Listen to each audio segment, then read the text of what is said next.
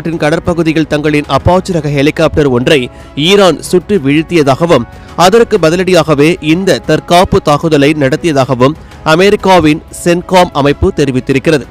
சிரிக், ஹைசிக் மற்றும் ஹோர்மூஸ் நீர் சந்திக்கு அருகில் உள்ள பகுதிகளில் இருந்த ஈரானின் ரேடார் தளங்கள் மற்றும் வான் பாதுகாப்பு அமைப்புகளை குறிவைத்து ஏவுகணைகள் பாய்ந்துள்ளன.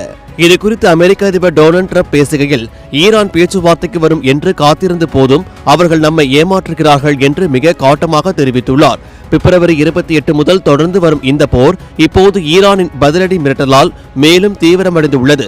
ஹோர்மூஸ் நீர் சந்தி வழியாக செல்லும் எந்த ஒரு கப்பலையும் தாங்குவோம் என ஈரான் பகிரங்கமாக எச்சரித்துள்ளது.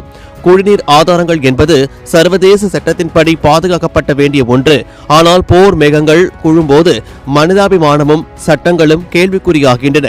20,000 குடும்பங்களின் தாகம் தீருமா அல்லது இந்த தாக்குதல் ஒரு பெரும் உலக போருக்கு வழிவகுக்குமா என்பதை பொறுத்திருந்துதான் பார்க்க வேண்டும். உலக நாடுகளை உலுக்கி வரும் ஈரான் அமெரிக்கா இடையிலான போர் இப்போது ஒரு மிக மோசமான கட்டத்தை எட்டியிருக்கிறது. சொல்லப்போனால் இது வெறும் போர் மட்டுமல்ல, ஒரு மனிதாபிமான நெருக்கடியை அங்கு ஏற்படுத்தியிருக்கிறது என்றுதான் சொல்ல வேண்டும். சமீபத்தில் அமெரிக்கா நடத்திய அதிரடி தாக்குதலில் ஈரானின் தெற்கு பகுதியில் உள்ள சிர்க் நகரத்தில் இருக்கும் 2 மிக முக்கியமான குடிநீர் நீர்த்தேக்கங்கள் தரைமட்டமாக்கப்பட்டுள்ளன. இதன் விளைவாக சுமார் 20,000 வீடுகளுக்கு செல்ல வேண்டிய குடிநீர் விநியோகம் முற்றிலுமாக துண்டிக்கப்பட்டுள்ளது. அங்கு தற்போது வெயில் 45 முதல் 50 டிகிரி செல்சியஸ் வரை சுட்டெரிக்கிறது. இந்த கடும் கோடையிலும் தாக்கத்திலும் மக்கள் குடிநீருக்காக தவித்து வரும் காட்சிகள் காண்போரை கலங்க செய்கிறது.